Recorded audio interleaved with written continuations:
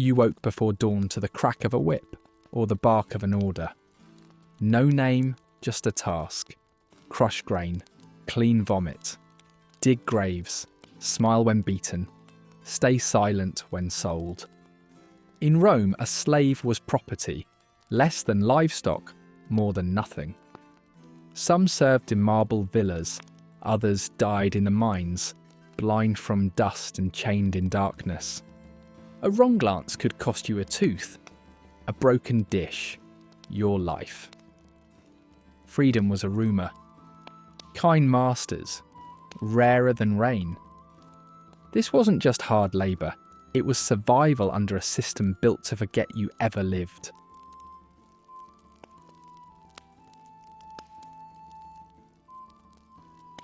Step back into a time where Roman power dominated the ancient world, and allow yourself to walk in the sandals of those who face this reality daily. Life at the edge of empire held a precarious balance, where peace could be shattered in a breath. Imagine tending your fields, or trading under the open sky, unaware that a Roman legion lurked on the horizon. Suddenly, the ordered tramp of Roman soldiers disrupted your life, sweeping through like a storm, leaving your village in ruin.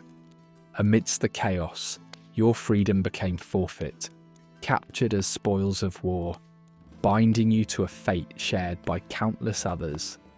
In the eyes of Rome, you are now a resource, absorbed into the vast machinery of expansion, and soon to be paraded in bustling markets where freedom had a price. Betrayal was as common as it was insidious. Relationships, once steadfast, often crumbled under the weight of greed or desperation. In medieval Rome, betrayals came not just from the battlefield, but from within familiar circles, neighbours, creditors, even family. A whispered rumour or an unpaid debt might seal your doom, leading you to the same fate as the war captured. Those moments of trusting peace transformed into shackles, closing around you with a cruel finality. Debt and deceit ensnared many, creating slaves from freemen, and leaving lives shattered by the burden of false loyalty. Picture the Roman slave market, alive with noise, the cries of merchants, clatter of sandals, and endless haggling over lives. Here, human beings were commodities, lined up alongside livestock, inspected like produce. Captured in war or betrayed by trust, you stood under unrelenting scrutiny. Every ounce of your being was appraised with clinical precision. Buyers in their toga-clad detachment weighed your strength, youth, and resilience, translating these into coin value. Dignity was absent here. You were but part of a transaction. Your history erased, your identity consumed by Roman demand. In the market's shadow, your name, once a testament to lineage and existence, faded to obscurity. Rome's system didn't care for personal stories, but for the skills and endurance you could offer. The transformation from person to property was complete, dictated by ink and parchment. Such was the irony of Rome's structured chaos. Everyone had a role, but at the cost of individuality. Stripped of your name, you became one with the nameless rank, an artifact of function over heritage. In this grand empire, freedom and slavery stood juxtaposed. While freemen walked Rome's streets freely, engaged in civic life, the enslaved remained bound to the shadows. Liberty in Rome embodied choice and power. Enslavement meant silent endurance. The empire's scale brought stark contrasts. Luxurious villas and their opulence loomed over lives of relentless servitude. The everyday life of a Roman city was a mosaic, its tiles shifting between vested power and subservient anonymity. Invisible yet ever present, the enslaved propped up the civilization enjoyed by the few. Amid the noise of these markets echoed the silent cries of potential foregone. The transformation from freedom to servitude isn't just physical, it carves into the mind, erasing dreams as effectively as bonds chafed the limbs. Choice evaporated in the sun-soaked plazas of Rome, replaced by a survival instinct that burned quietly yet persistently. Free citizens passed through their lives, debating politics and philosophy, while enslaved lives hid in shadowed corners, their ambitions buried in silence, their stories muted under the weight of chains. Stepping from the auction block, you'd feel the cold gaze of buyers weighing your worth against the day's market fluctuations. To the affluent buyers, you were no more than a calculated risk, viewed with indifference and assessed for utility. Each transaction was devoid of humanity, and you were part of this indifferent equation.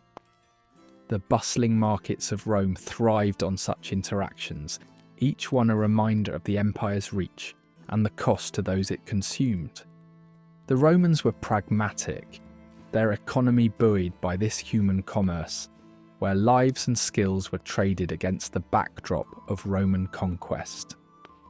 Beneath all this lay the chilling reality that your fate hung by threads of coin and circumstance. Rome's economy dictated every aspect of life, with slavery a grim cog within this vast machine. Prices fluctuated with scarcity and abundance, leaving those caught within this world at the mercy of economic winds beyond control. Each coin exchanged carried the weight of a life altered, a personal history rewritten. The deeper cost of such transactions, however, couldn't be tallied on a ledger. Loss beyond reckoning, freedom exchanged for silver and bronze. Once chains were lifted, life was reshaped anew. Freedom was a distant spectre, with many captives forced to adopt customs foreign to them. Cooking in grand kitchens or labouring on vast estates became the new normal. Amidst this were stories of resilience, of slaves who navigated their circumstances to find flickers of hope. Despite Rome's relentless order, tales of loyalty and endurance whispered through its foundations, woven as tapestry threads within its sprawling drama. Ultimately, the cycle of slavery perpetuated a complex narrative, interwoven with power and exploitation. Rome's grandeur was underpinned by countless nameless voices, absorbed into its structure, rendering achievements bittersweet. The echoes of chains mingled with those of triumph, testament to an empire's duality. Though enslaved, individuals left indelible marks upon time's tapestry, not through statues or triumphal arches, but through stories of survival and silent rebellion, reminding us of humanity's unyielding spirit, timeless and unsilenced.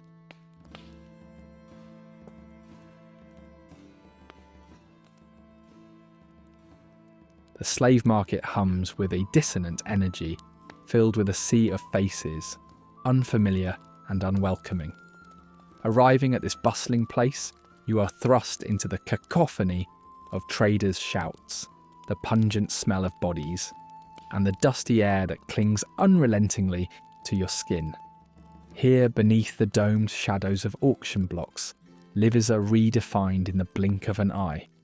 Captives taken from diverse lands stand bewildered, the variegated tapestry of their origins lost in the loud, impersonal trade that sustains Roman society. The impact of each voice extolling virtues of potential purchases stabs through the crowd as buyers wander the rows, appraising every captive's strength, beauty, and utility. The scrutinizing process begins long before you ascend the auction block. Traders prod your ribs and examine your teeth, reading your scars like pages of an unfortunate biography. You are stripped bare, measured not in human terms but by how much you might be worth in coin, your essence reduced to the simplest of attributes: teeth, marks and sinew. An organised chaos reigns as this degrading ritual strips you of dignity. while traders like vultures circle with cold precision. The grooming process follows. You're washed, oiled, and, if deemed necessary, painted with cosmetics to increase perceived value. It's a superficial transformation that attempts to dress a cruel reality in the guise of vitality, hiding the trauma beneath a shiny veneer. Stepping onto the auction block, you're met by an auctioneer whose voice cuts through the murmur of the crowd with practiced vigour. Each declarative call is designed to turn your body into a story, a narrative crafted to highlight strength and skill, spun to ensnare the imaginations of prospective buyers. The auction is not merely transactional, but becomes an unsettling social ritual, a grim spectacle where economic desires trample the spirit, and one's fate is dictated by the allure spun from desperate fictions. Each bid rises in a dissonant yet determined rhythm, underlining the auctioneer's role as a mediator of destinies, unravelling lives as commodity in a marketplace indifferent to individual pain. Upon purchase, a buyer's intentions chart the course of your newly defined existence. The spectrum of futures ranges from domesticity to grueling labour, or even the dangerous arenas of entertainment. The uncertainty is palpable, as some new owners may offer a semblance of kindness, while others drown you in cruelty. Within wealthy homes, the contrast between opulence and servitude yawns wide, a chasm reinforced by your presence amidst the luxury of your master's world. Yet fate might consign you to harsher environments, the relentless fields, oppressive workshops, or deadly mines where darkness is more familiar than light. The language of value on the auction block comes to life in strategic storytelling. Proficiency in craftsmanship or languages might light up your worth like the torch above a gladiator's gate, fetching higher prices, while younger captives find themselves praised for beauty with casual appraisals that disguise heavy-handed objectification. Deception walks alongside these truths, with merchants threading tales that embellish skills or concoct imagined prowess to manipulate potential buyers, forever altering the course of those bound by these manufactured legends.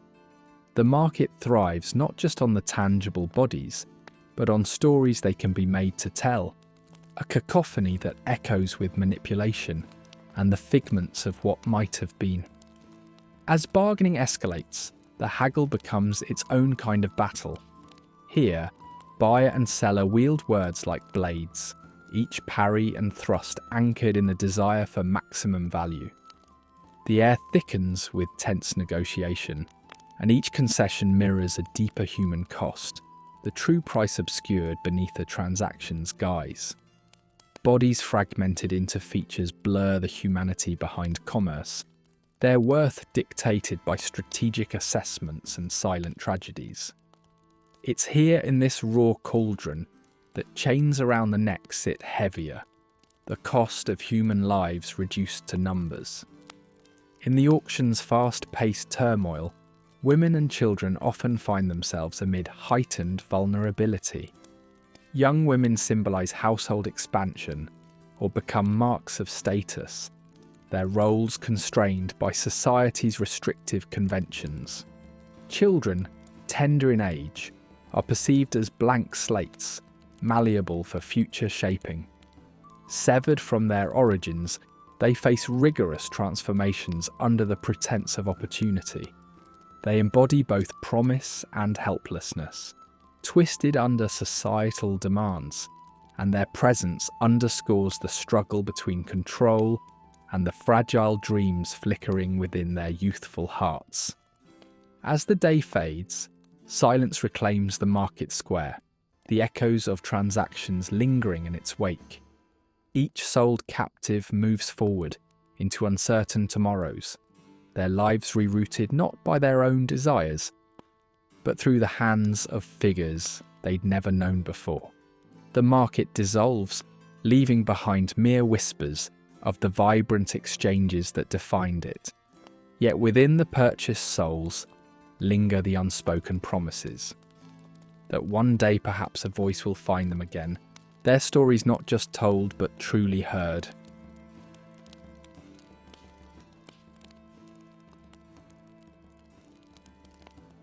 The Roman Empire, vast and relentless in its pursuit of grandeur, demanded unceasing labour from its subjects, particularly the enslaved, who found themselves entrapped in a cycle of toil. Each dawn for these individuals heralded a day devoted to sustaining an empire that thrived on their despair. Whether within the ornate villas of bustling cityscapes or amidst the sprawling fields of the countryside, labour defined their existence. The dazzling achievements of Rome, its art, architecture and opulence, were carved from the daily grind endured by those bound in servitude. Within the heart of thriving urban centres, the lives of house slaves were cloaked in both privilege and peril. Beneath the marble columns and frescoed walls of grand villas, they started their days before sunrise, tasked with maintaining their master's world in immaculate order, cooking, cleaning, serving. Every action driven by the anticipation of a master's whims. The favoured among them might experience slight comforts, better food, or quarters less crowded. Yet leisure was a luxury far beyond reach. Even amongst themselves, a rigid hierarchy dictated their standing, where every misstep could summon a swift, harsh response. The villa was not just a backdrop of opulence, but a theatre of quiet endurance. Slaves mastered the art of deference, their daily grind hidden behind silent acquiescence.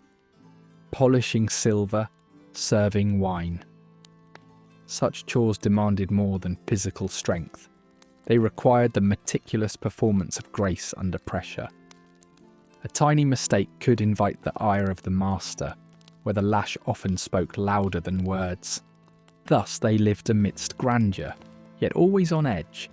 The delicate dance of servitude played out under constant scrutiny.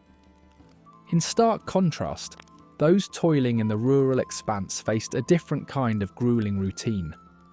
Under the sun's relentless gaze, agricultural labour demanded unwavering perseverance. Whether ploughing fields, tending vineyards, or harvesting crops from dawn till dusk, they laboured without pause.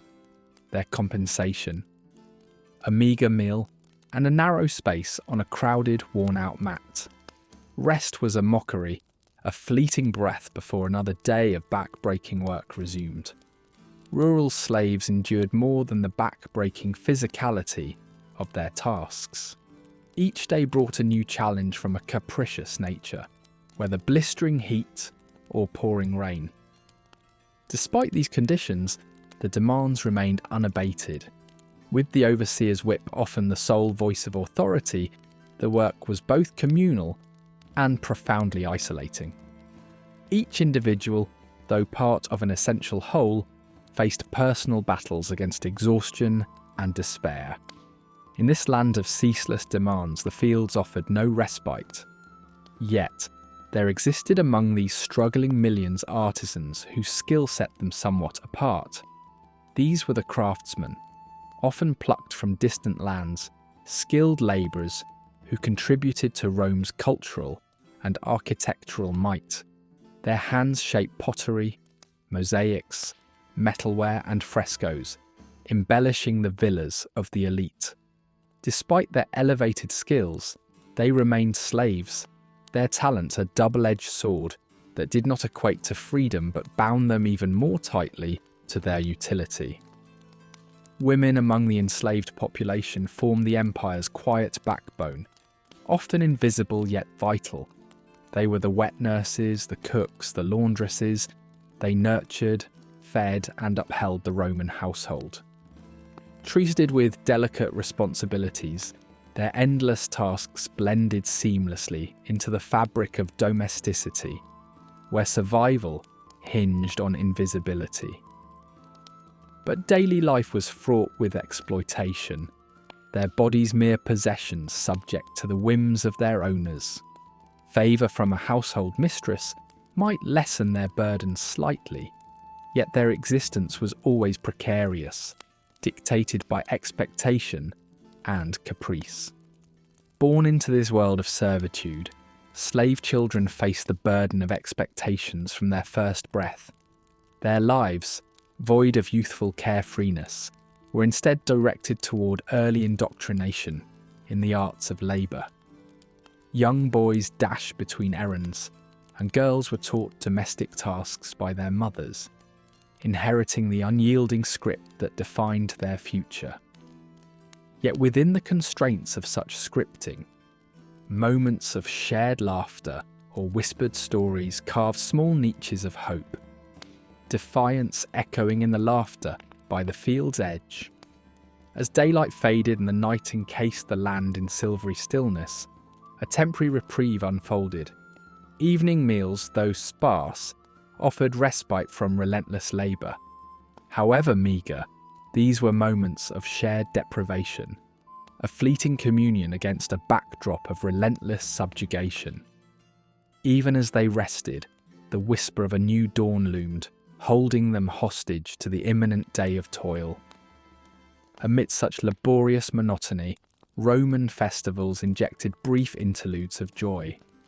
Saturnalia, a time of dizzying role reversals, allowed slaves a momentary illusion of freedom, where laughter and feasting momentarily bridged the chasm of hierarchy.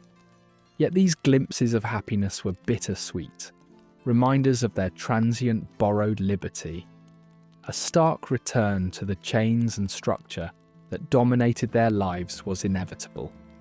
Even as their bodies bore the scars of servitude, their spirits nurtured resilience in small acts of rebellion and quiet resistance. Trusting their secrets to one another, forging a community behind their master's back, slaves carved an indomitable legacy. In whispers, they held onto cultural beliefs that sustained them, a shared defiance against the overwhelming tide of forced labour. The enduring story of Roman slavery, though silent and buried beneath grandeur, persists in echoes through ancient streets and fields. It is a tale of countless nameless lives, woven into the empire's very fabric, their whispers etched into every stone, shadowed by the towering might of Rome. Their relentless toil, perseverance, and shared humanity echo through the ages, a chronicle of endurance reminding us that the light of history is often carried on weary shoulders.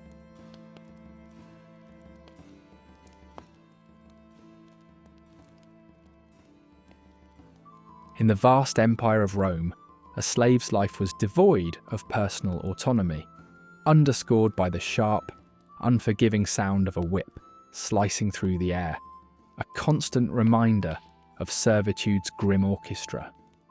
Whips were instruments of absolute control, their marks branding slaves with stories of crushed defiance. Flogging was a spectacle, sometimes public, where the severity increased with tools like the flagrum, embedding shards of metal or bone to amplify agony and stamp with finality the dominance of the master.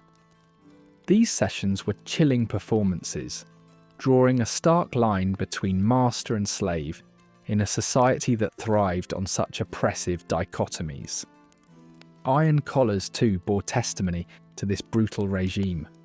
These were not mere devices, but declarations of so-called ownership, engraving fugitivus, runaway, into the very skin of those who wore them, stripping away remnants of personal dignity. Each clang of the chain sent echoes through bustling markets and opulent Roman villas, a clarion of subjugation meant to break the will as much as restrict physical movement. Collared and marked as rebellious, a slave had little chance of being seen as anything but a threat, and thus lived under a perpetually heavy mantle of oppression. Yet the Romans reserved their most fearsome deterrents for acts of outright defiance, crucifixion. Reserved for those deemed the most dangerous, this barbaric form of public execution served as both punishment and warning. Slave bodies were raised like horrific artworks, their lives trickling away under the horrified yet curious gaze of onlookers. Rome intended these displays to sear a lasting image into the communal consciousness.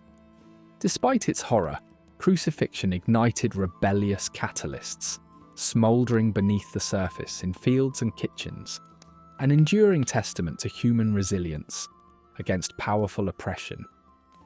To enforce submission, Romans devised an array of gruesome devices, so grim in their efficiency that they seem an embodiment of dehumanizing wit.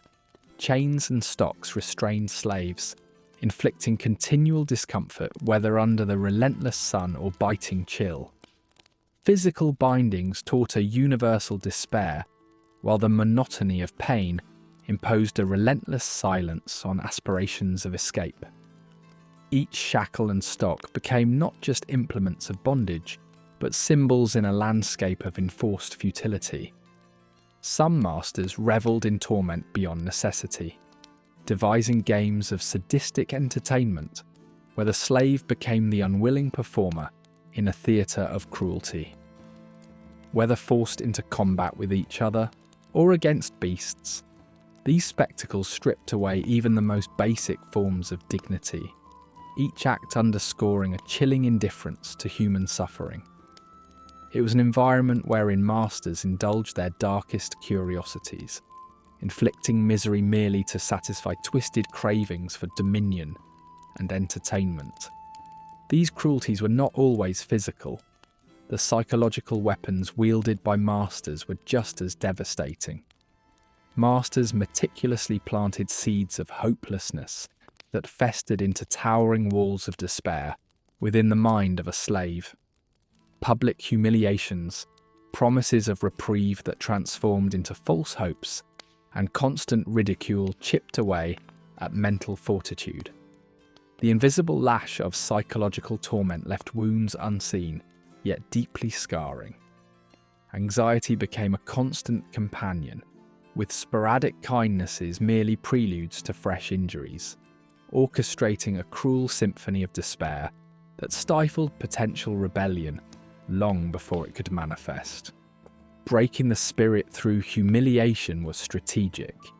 It was a constant campaign, reducing personal agency to nil and enforcing obedience through shame. Slaves found themselves in debasing situations meant to mock dignity. Public parades of nudity, exaggerated acts of servitude, and forced confessions eroded personal pride. Masters sowed distrust, encouraging betrayal between slaves to splinter any semblance of unity or resistance. This division, though, was by design, an artful construction of a fragmented existence, where obedience didn't just become expected, but inescapable.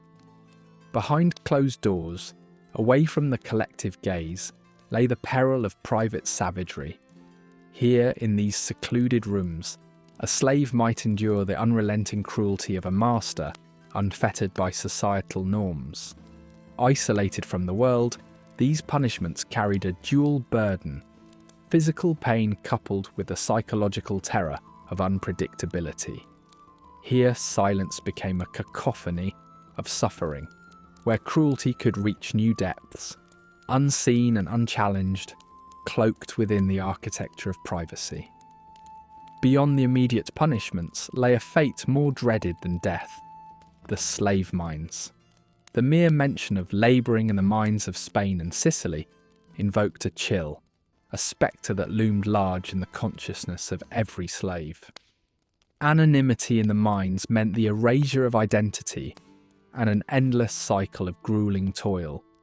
This was a life where individuality was consumed by the relentless rhythm of pickaxes against stone, enshrining this threat not just as a punishment, but a living nightmare. Historical records by chroniclers such as Seneca and Tacitus offer glimpses into this harrowing world, rendering the pain and complexity of Roman slavery with stark clarity. These accounts provide not just a record of events, but intimate portraits of a time when civilization coexisted with brutality. They inscribe in history the haunting reminder that beneath Rome's grandeur lay a foundation built on unimaginable human suffering, inviting us to consider the terrifying cost of empire and the indomitable spirit of those who lived and suffered beneath its crushing weight.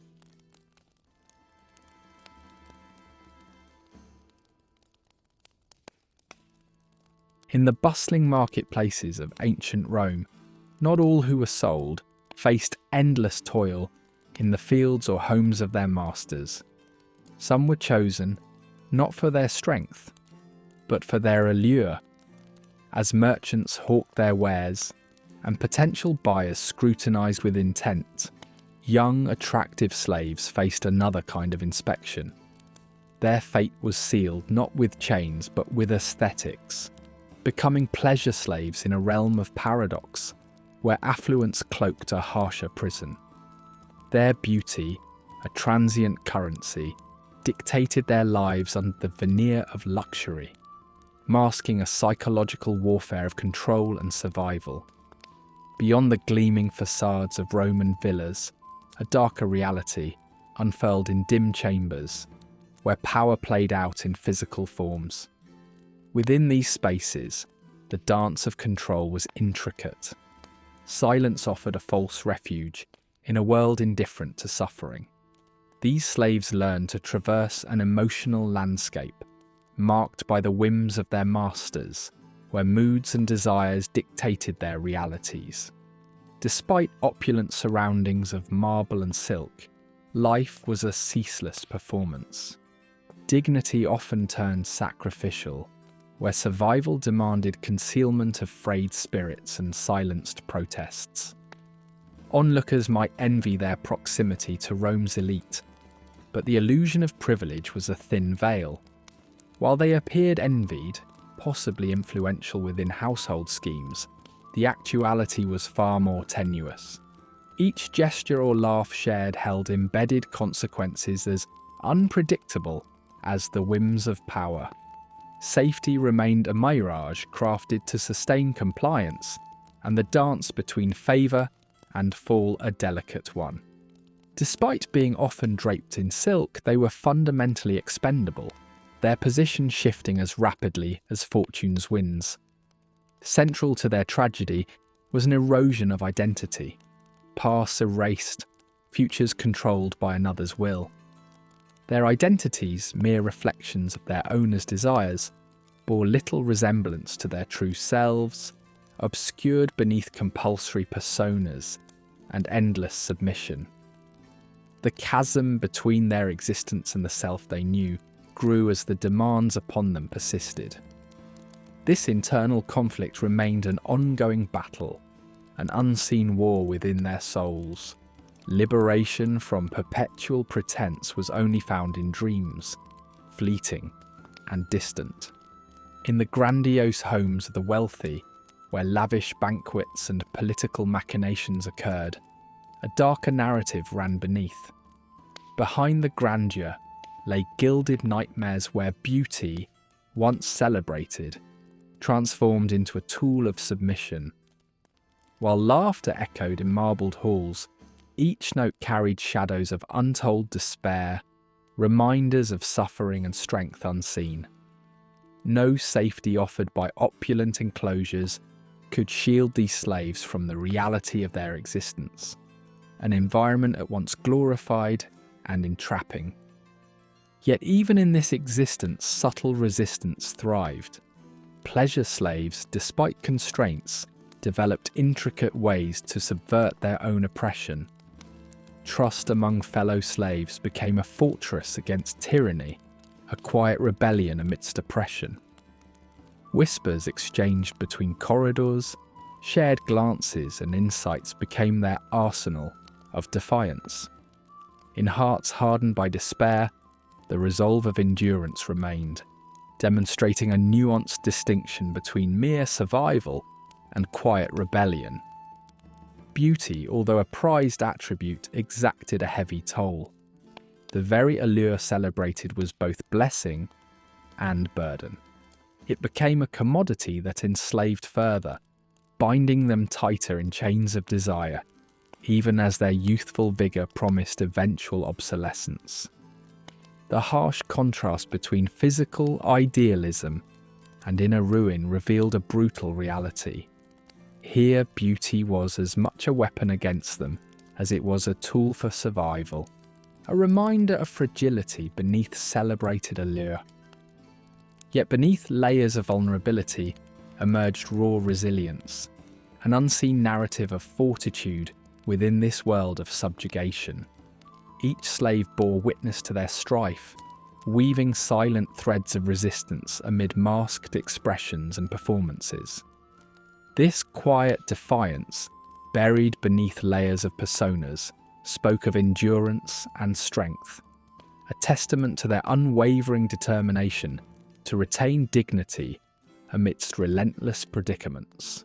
Through whispers and hidden networks, their unyielding fortitude crafted a legacy that survived the silence of time. Time marches on, yet the echoes of their past remain ingrained in the larger tapestry of human history.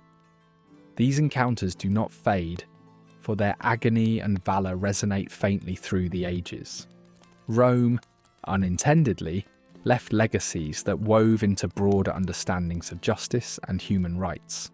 Though forgotten beyond stone and mosaic, their narratives demand recognition, echoes in the reflections on transgression and perseverance. Through historical retelling, their stories find space, validating their struggles against a backdrop of societal complexity. Ultimately, as actors in the eternal play for liberation, these pleasure slaves are more than footnotes. They are figures reshaping perceptions of resilience and the eternal quest for freedom. Their sacrifices clarify life's complexity and contrast, embodying humanity's paradox.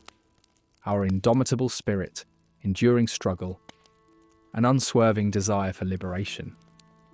Even as shadows fade with dawn, deeper insights into the human condition linger, keen to reveal the indelible marks of suffering, resolve, and the ceaseless pursuit of freedom through time's winding path.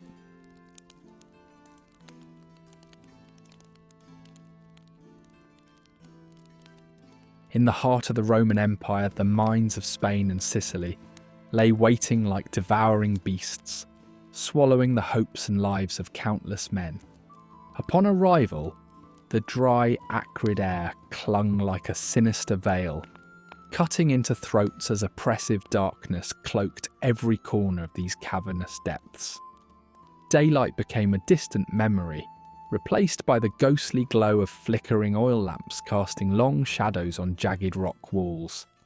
Here, the relentless clatter of picks and shovels echoed through the air, often interrupted by the harsh crack of a taskmaster's whip. This ceaseless symphony of suffering permeated every breath, filling lungs with choking dust until they seemed to turn to stone. In this hellish underworld, the weak fell quickly, left where they lay as grim reminders of the mind's merciless domain. Survival required more than mere physical endurance. It demanded a surrendering of the soul. With a diet of mouldy bread and brackish water, the meagre sustenance barely sufficed, as the back-breaking toil sapped every reserve. Night offered no reprieve, as utter exhaustion produced only fitful snatches of sleep on cold, unforgiving rocks. In ragged clothes and with dignity, eroded to nothing, each day passed without hope, every scar and lost friend marking another step toward oblivion. Those who survived did so as ghosts, hovering between life and death, their spirits crushed beneath the weight of despair. Yet for some, fate offered a different path leading out of the mines to another form of death sentence: the arena. Here, death was wrapped in the deceptive promise of glory. Torn from their identities, men were herded into the ludus, or gladiator school, their worth appraised like livestock. Training began under the ruthless sun, each bruise and broken bone testament to the demands of violent life. Bodies were honed into tools for others' amusement, pain a teacher in the brutal craft of survival. For those who mastered their fear, victory in the arena offered a taste of freedom, a chance to live another day.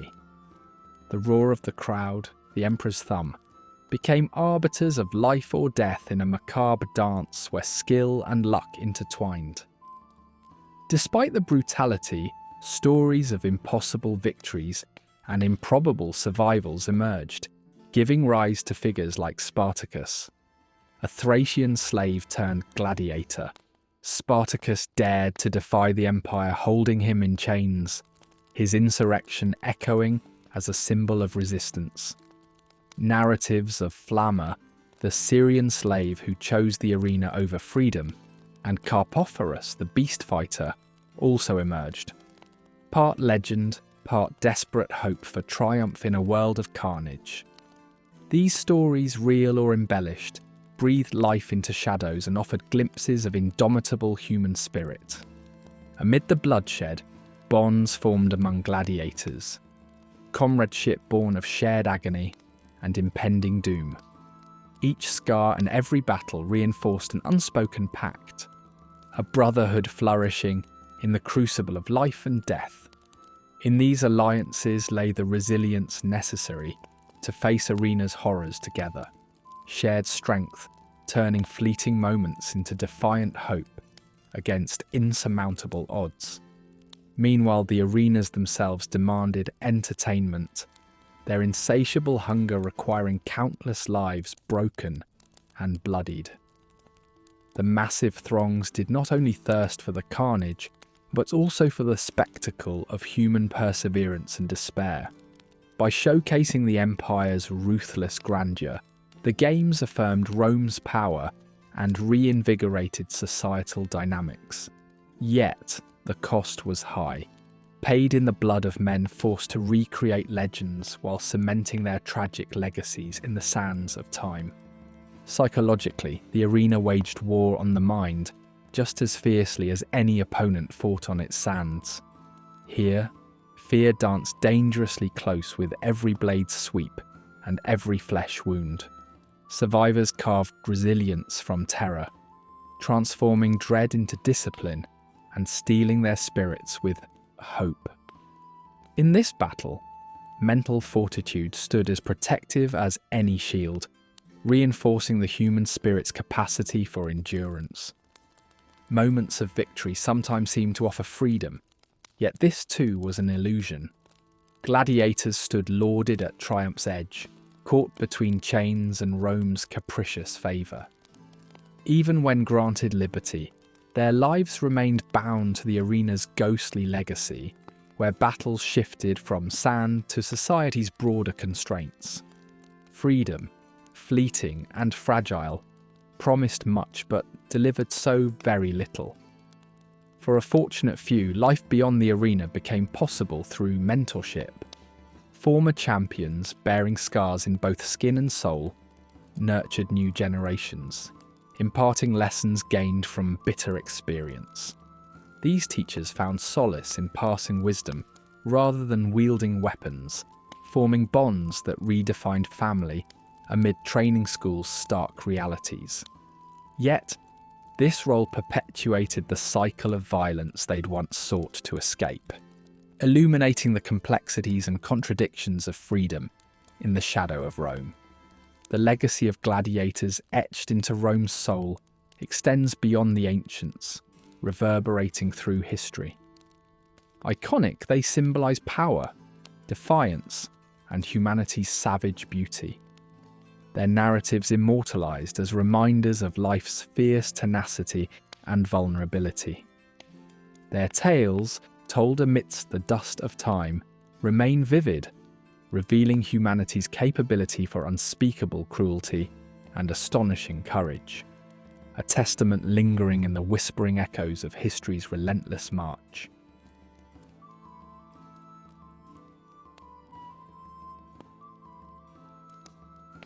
In the grim tableau of ancient Rome, where the chains of slavery bound untold thousands, the flicker of hope occasionally pierced the darkness. For some, earning their freedom was a distant possibility, a flicker of light at the end of a long and twisting tunnel. Those who showed unwavering loyalty or exceptional skill might find favour with their masters, who could grant freedom as the ultimate acknowledgement of devotion and value. This path was precarious and strewn with obstacles, relying heavily on the slave's ability to prove indispensable. Within the confines of elaborate Roman households or the bustling workshops of craftsmanship, some slaves carved out niches, turning skills in weaving, metalwork, or administration into tools of liberation. As they rose through the household ranks, these skilled individuals sometimes achieved respect, even modest financial independence.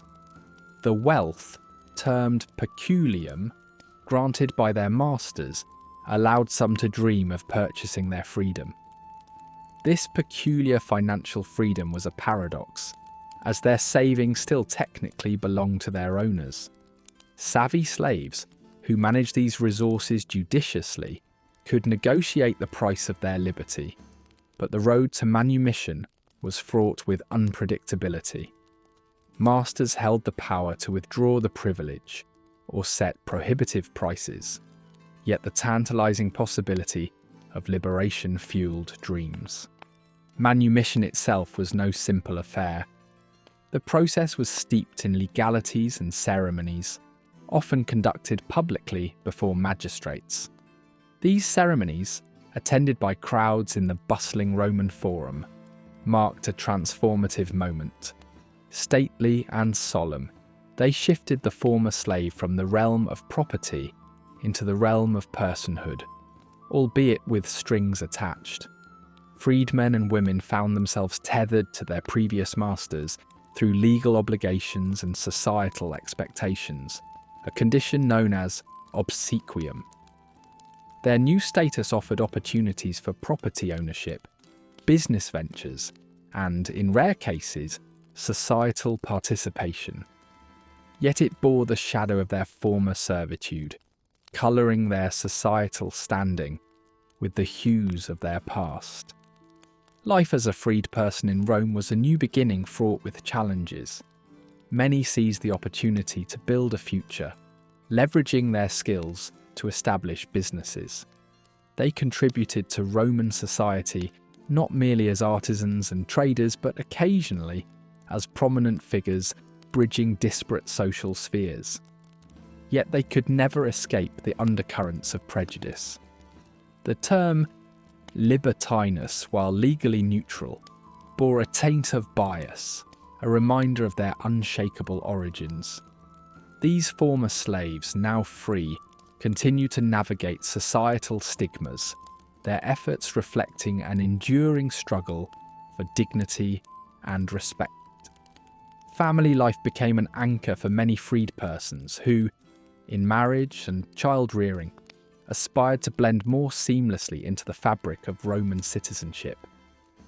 Their children, straddling two worlds, embodied hopes for broader societal acceptance. Meanwhile, the former master's shadow loomed large, as the patron-client dynamic transformed the connection into one of expected loyalty and service. Though it offered protection and influence, this relationship underscored persistent disparities. For many freed people, the possibility of social mobility represented a break in Rome's rigid hierarchy. Through entrepreneurship, strategic marriages, and community involvement, some attained respect and even local power, testimony to the permeable layers of Roman society. Engaging in politics remained challenging, yet many exerted influence at local levels, helping to shape policy and discourse subtly through wealth and social connections. The irony of freedom lay in its selective nature. Former slaves, now free, contended with a gamut of prejudices, marked as perpetual outsiders. Although they often achieved substantial economic and cultural impacts, these contributions were overshadowed by the weight of societal disdain. Their struggle was not only to survive, but to redefine themselves in a world hesitant to embrace their newfound identities. Still, they left indelible marks on Rome's artistic and literary landscapes, their patronage and cultural achievements blending into the larger narrative of Roman ethos. In literature and folklore, the tales of freed persons oscillated between skepticism and admiration, echoing broader societal perceptions and their resilience. In Rome's thriving commerce, the influence of freed persons was profound, driving economic dynamism and fostering complex societal ties. Even as their contributions went uncredited, their impact resonated. Over time, their presence and the pursuit of equality nudged societal norms, igniting conversations that sent ripples through the rigid Roman class system. Their legacies pushed Rome subtly toward more inclusive attitudes, challenging the empire to reconcile its grandeur with its exclusionary practices. Freedom in Rome's context was multifaceted, a complex ideal riding the continuum between aspiration and reality. It existed in layers, revealing the nuances of human resilience and identity within a society that, while vibrant, remained inherently inequitable. The narratives of freed persons illuminate an evolving tapestry of human experience, mirroring the broader quest for equality and recognition in the face of insurmountable odds.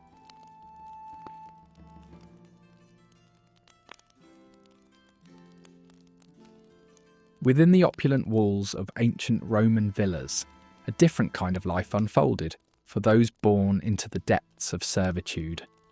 Their first cries echoed off marble floors, their soft hands held by those who knew the burdens of shackles.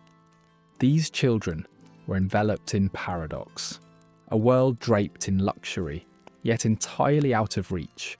They played with crude wooden dolls beneath grand frescoes, their futures mirroring the endless cycle of service passed down from their parents.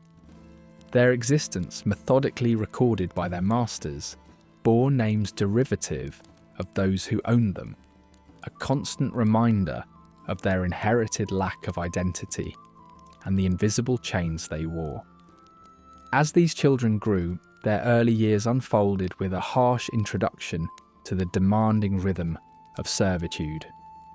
Their tender palms were swiftly set to work, learning the intricacies of deference, the nuances of discipline. Under the hawk-like gaze of seasoned slaves, their lessons were direct and often unforgiving.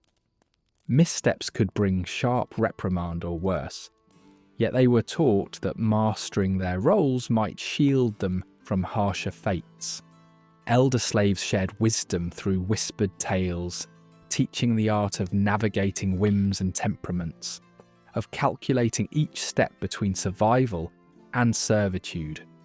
Hierarchy within the household defined their lives as distinctly as the social structures of Rome itself.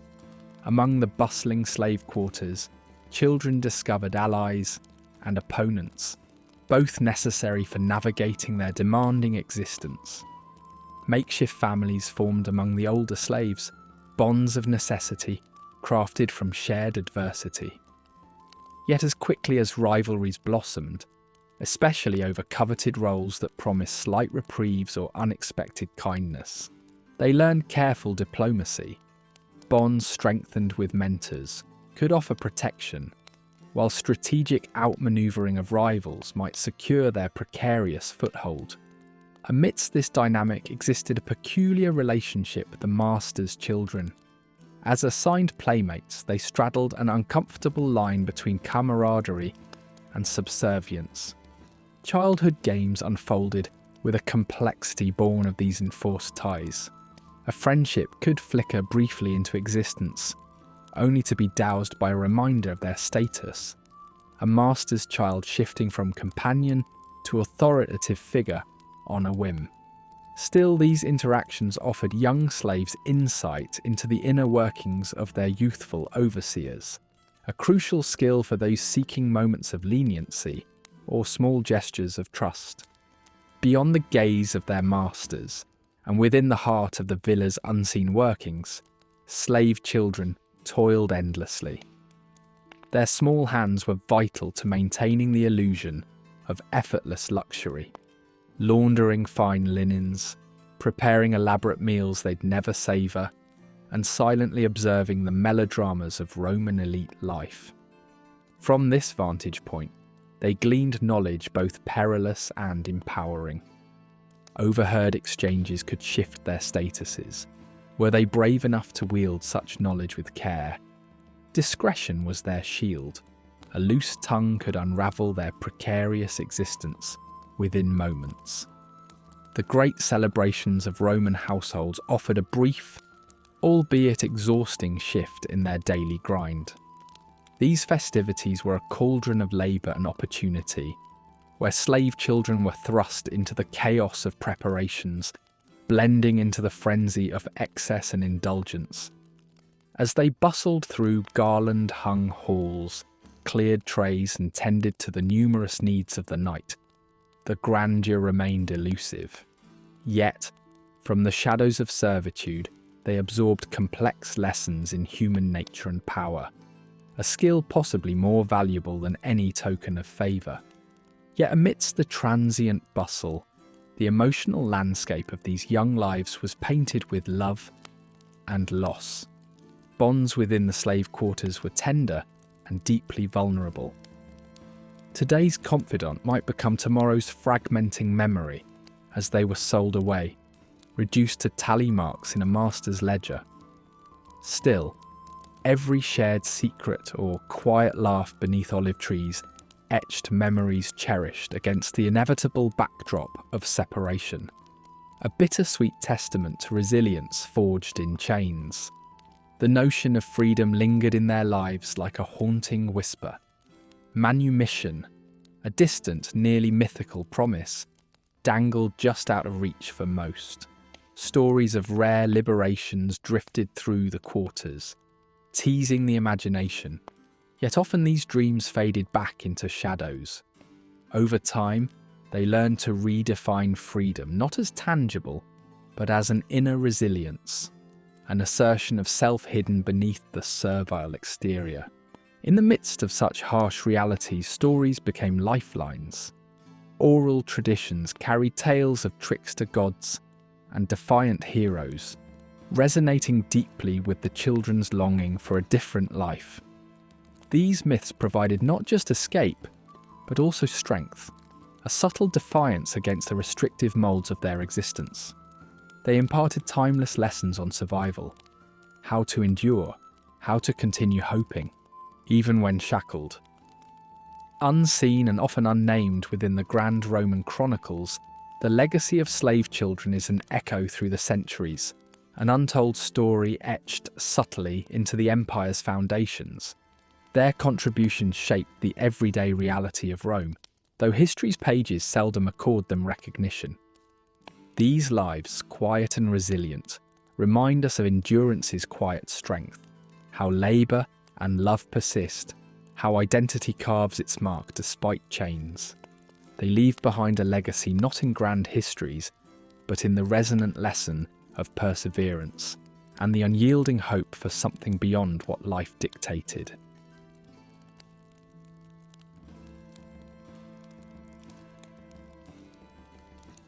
In the dim silence of Roman villas and fields, whispers of rebellion flickered like weak sparks in the heavy air of oppression.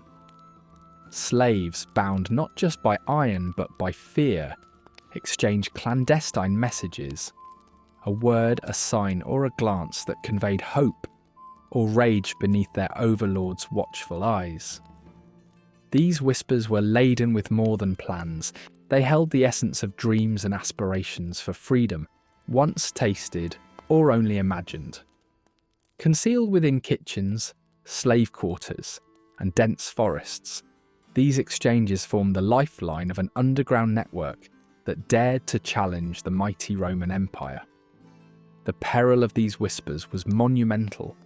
One wrong ear could translate a simple exchange into a death sentence, yet the slaves nurtured their seeds of defiance, aware that each clandestine meeting was a brave act of rebellion against their prescribed fate. Loyalty was forged not by blood but by shared dreams and chains, as every word carried the weight of their desperation for liberation. At the heart of these whisperings rose Spartacus, a figure now woven deeply into the fabric of legendary defiance. Once a Thracian soldier, he was captured, sold, and forced into the brutal life of a gladiator. But Spartacus harboured a fierce determination for something greater: freedom. In 73 BC, alongside fellow gladiators, he ignited the flames of the most famous slave revolt in Roman history. Thousands of enslaved souls joined him, challenging not only their physical captivity, but the very societal foundations of Rome. This insurrection spotlighted the instability of a society dependent on subjugation. Spartacus's rebellion was as much about reclaiming dignity as it was about escaping physical chains. Rome found itself confronting its own fears as the growing legion of freed slaves, unified under a just cause, demonstrated formidable resilience. Though ultimately crushed on the battlefield, Spartacus's legacy echoed across the empire, haunting the rulers with the threat of freedom's insurgent whispers. In a brutal display of retribution, Rome responded with its customary severity to erase any memory of insurgents. Marcus Licinius Crassus ensured the rebellion's end with a haunting spectacle: the crucifixion of 6,000 captives along the Appian Way. This terrifying message to all enslaved was meant to deter any inclination of rebellion. However, while the Appian Way bore witness to the horror of imperial wrath, it also immortalized the daring spirit of Spartacus and his followers. The path, draped in the macabre tableau, served as an eternal reminder of tyranny's fragility. Despite the shadow of such horrors, resistance was not always loud. Sometimes it was a whisper in a legacy of silent defiance. In homes and fields, subtle acts of everyday rebellion took root. A misplaced tool, an overlooked command, a kitchen mishap. Each gesture a quiet rebellion against absolute authority. These acts, though small, required immense courage. They were tiny pillars of defiance, threaded throughout daily life. Assertions of autonomy by those considered mere property. Women played unseen but significant roles in this tapestry of resistance. They acted from the shadows where their deeds often went unrecorded. Entrusted with the operations of Roman households, they cleverly wove their defiance into daily duties, nurturing a spirit of rebellion among younger slaves and subtly undermining the master's control. As storytellers and keepers of law, they inspired resilience through whispered tales of survival and rebellion. Spiritual defiance also found a foothold amidst physical chains. Slaves drawn from diverse backgrounds maintained their cultures and spirituality, quietly defying the dominant Roman pantheon. These faith practices, whether clandestine ceremonies or the quiet reverence of unseen deities, united them, providing an impervious domain untouched by their captors. This spiritual warfare, the reclamation of their cultural and spiritual selves, offered a sanctuary where the soul remained unchained. While the revolt of Spartacus stands as a monumental symbol, it was only one of numerous uprisings that punctuated Rome's history. From Sicily's rural resistance to urban tensions, These lesser-known revolts illustrated a persistent disruptive force threatening Rome's facade of supremacy. Each uprising, though suppressed, reinforced the notion that the empire's structure relied precariously on subjugation, with rebellion ever lurking below the surface. In defeat, the legacy of struggle endured, proving that defiance, even when unmet with success, was a testament to human resilience. Tales of rebellion, preserved through whispers and chronicled in fragments by historians, inspired future generations, ensuring that hope remained alive. These narratives resonated with the emergence of Christianity within Rome, blending the ethos of resistance with promises of redemption.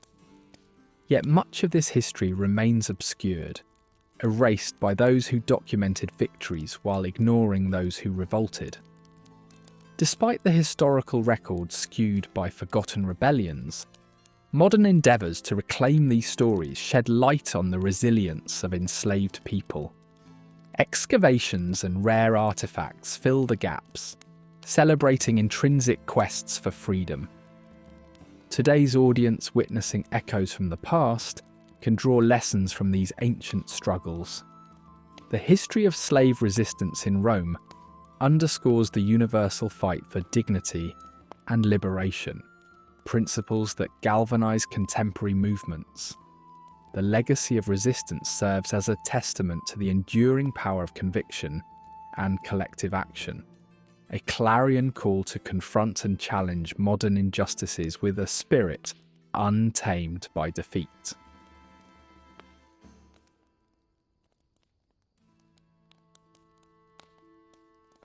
In the shadowed annals of Roman history, it is easy to overlook those who shaped the empire, not with decrees or warfare, but with their unwavering, silent labour. From dawn to dusk, slaves formed the foundation of Rome, laying the stones of roads and lifting the timbers of aqueducts. They were there, though faceless and voiceless, in the vast, thrumming machine of empire. Imagine the ceaseless clang of metal upon rock, the vast expanse of dusty Roman roads stretching forever forward, each cobblestone a testament to their uncelebrated labour. These unseen hands shaped the very architecture that symbolised Roman majesty, yet they were granted no ownership of the grandeur they created. Instead, they remained invisible behind the marble mosaics and towering colonnades. Their existence was one of contrasts, as they transformed wilderness into functioning cities and connected far-flung provinces. Their sweat and toil never whispered their names. Instead, their work was absorbed into the legend of Rome, celebrated for the feats of its generals and emperors, but never for those who ensured the empire's very survival. In the bustling heart of Rome, the slaves yet again played an integral, if unacknowledged, role. The everyday rhythm of the city demanded their constant presence. They cleaned the streets, maintained vast bathhouses, and ensured the amphitheatres were ready for the revelry and spectacle of Roman leisure. Day flowed into night in an endless cycle of service and fatigue. Amidst the grime of the city, their humanity persisted, albeit quietly, overshadowed by the need to sustain the lively tempo of urban life. Within the luxurious homes of the Roman elite unfolded a different narrative of servitude, one personalised and no less oppressive. The walls of opulent villas enclosed the lives of domestic slaves who navigated the whims of powerful families. They were nannies, cooks and confidants, expected to disappear seamlessly into the backdrop of grandeur they maintained. Here, amidst the wealth and refinement, slaves endured personal servitude that demanded their complete subjugation while offering none of the dignity such proximity might suggest. Elsewhere, far removed from the urban sprawl and grandeur, labourers toiled in extremes, the quarries and mines. Under an unyielding sun or engulfed in subterranean darkness, These slaves extracted stones and precious metals that fueled Rome's appetite for opulence and conquest. The earth bore witness to their suffering, but no monuments were built to tell of their existence. Theirs was an eternal gamble with dust and despair, where each day was a victory simply for having survived. Beneath the spectacles loved by Roman society, the silent labour of slaves crafted every aspect of entertainment, from arenas showcasing lethal combat to thermal baths oozing warmth into weary bones. The unseen multitude orchestrated these feats, ensuring the populace could revel in distraction and splendour. Yet while the citizens cheered and basked in indulgence, the slaves' exhaustive efforts went unnoticed, their contributions lost in the chorus of Roman acclamation. Among the many roles imposed upon slaves was that of educators, a paradoxical position where wisdom flourished yet remained oppressed. From quiet nooks, these slaves taught the next generation of Rome's elite, imparting nuggets of knowledge that spurred intellectual advancement, while simultaneously sustaining a system that denied them freedom. Their influence was felt in whispers, the silent transmission of culture that underpinned the empire's legacy. Within the halls of politics and administration, slaves operated as the lubricants of the Roman bureaucratic machine. They penned treaties and filed records, tasks essential to the running of the state, yet invisible to history. Privy to the intimacies of power yet denied any share of it, these slaves played crucial roles behind the scenes, facilitating the orchestration of empire even as their own stories faded into obscurity. Herein lies the tale of ironies. Rome, a colossus celebrated for its engineering, military prowess, and cultural contributions, stood upon the weary shoulders of its slaves. The agony of control was their constant shadow, but within their enforced submission simmered a remarkable resilience. This perseverance, though silenced by the whip and chain, manifested in shared humanity and unyielding spirit. Even in punishment, their endurance served as an unspoken defiance, a testament to strength unsung. Death brought anonymity, stark and swift, consigning countless slaves to nameless mass graves. No epitaphs marked their passing, yet their lives were entwined with the bricks and roads of Rome, their stories echoing faintly through the stones they laid. The grandeur of Rome rose from their unrecorded efforts, monuments of labour, unfinished even in death. In this vast sea of forgotten souls, the grains of Rome's history were etched, demanding recognition of the lives that shaped an empire. As we wander through the silent streets and towering edifices of what was Rome, let us remember not just the victors immortalised in statues, but the silent throng who built the stage for history's epic play. It is their toil and tears, hidden beneath centuries of dust, that remind us of history's unsung architects. Their legacy is the unyielding backbone of an empire, etched invisibly into the very bones of ancient Rome. If you found this voyage through time haunting and compelling, consider subscribing to our channel. Here the past is not just told but lived.